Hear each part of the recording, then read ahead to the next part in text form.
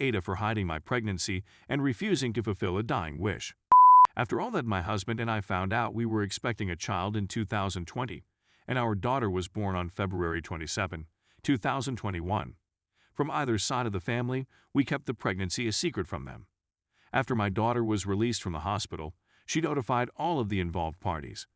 After I had 2 panic attacks over notifying our family, my husband recommended that we keep the pregnancy a secret from them.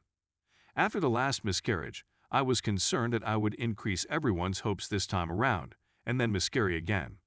The only people who knew about it were my employer, his boss, and our doctor, who were all in the same boat as us. We didn't want to release any photographs of her or announce her birth until both of our families had had a chance to meet her and get to know her better. We sent photographs of her to both parties and asked that they hold off until we made a public notice on social media about the situation. My mother-in-law sent the images to me within an hour of receiving them. There was something I didn't catch myself doing. My family was okay with the fact that they didn't know. They were just ecstatic about the arrival of the new child. His family was enraged that we had kept our pregnancy a secret from them for so long. They were upset that they were unable to have a gender reveal party and a baby shower for their child.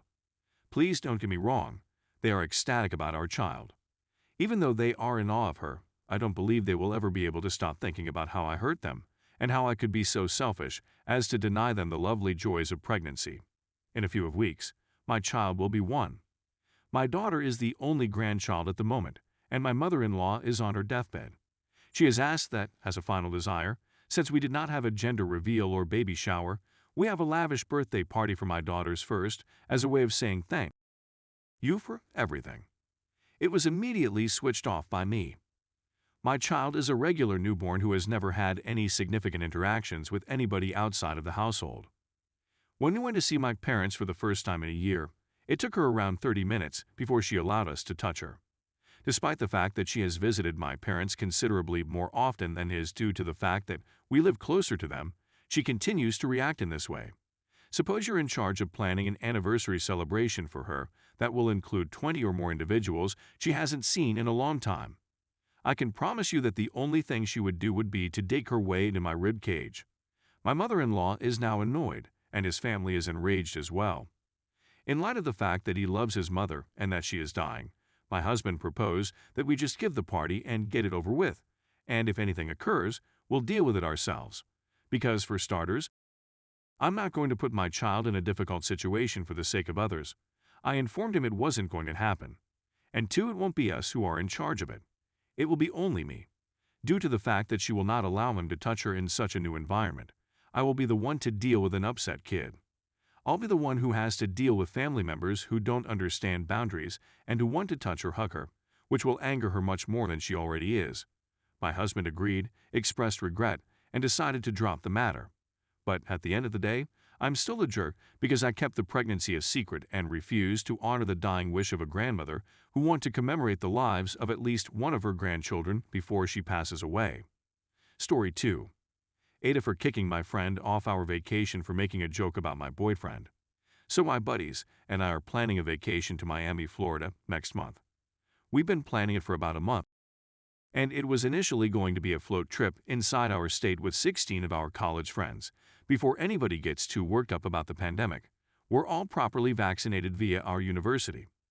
One of my buddies, Jay, in particular, has an extremely strict work schedule. We worked around this by scheduling her on days of the week that are less convenient for the majority of people in order to include her. Despite having had many week-long vacations with other people since April, she refuses to take time off work for the trip. Nevertheless, we tried our utmost to accommodate her.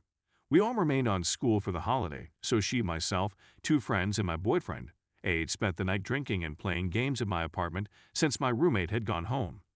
That night, she made a casual remark about how she thought my partner was attractive and would love for him to be her New Year's kiss, which I dismissed as intoxicated admissions and disregarded since she didn't make any efforts. She did fall onto his lap at one point, but he swiftly withdrew her. Now, we had to look for lodging for our vacation. We trimmed our party to only myself, S, J, A, and A's buddy after altering from the planned float trip, since I and our other friend, S, decided to travel to Florida. We were looking at a 3-bedroom property on Airbnb with adequate beds for everyone. While discussing sleeping arrangements with S and J, Jay decided to half-joke about how she wanted to sleep with and that I wouldn't mind since we'd taken breaks previously to visit other people. It's worth noting that Ed and I had been dating for 3 years at this time.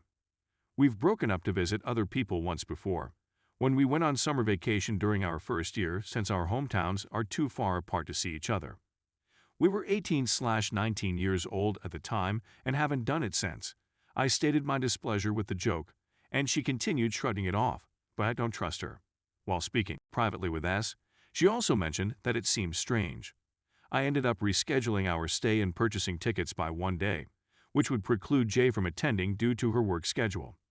At first, I simply stated it was because those were the cheapest dates, but she appeared to pick up on the fact that it was done due of what she said right away.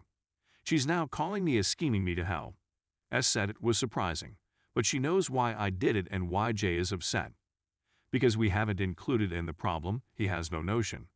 He is just aware of the new dates and is content with them. AITA. Update. I've received several comments and mails in response to my post. There was a lot of advice, but I eventually opted to adopt the 2 most prevalent ones. Talking to and confronting Jay, I also used fictitious names rather than initials. I chatted with Adam. Today after I got off work around 2 hours ago. He did remark that he believed something was wrong because of the abrupt change in days Jessica J. couldn't attend. He further said that she abruptly asked to follow him on Instagram and attempted to DM him. She doesn't have his phone number or Snapchat, so it stands to reason that this is her only means of contact. She had previously followed him, but he unfollowed her after she liked all 400-ish of his posts dating back to 2013 or so, which he found strange.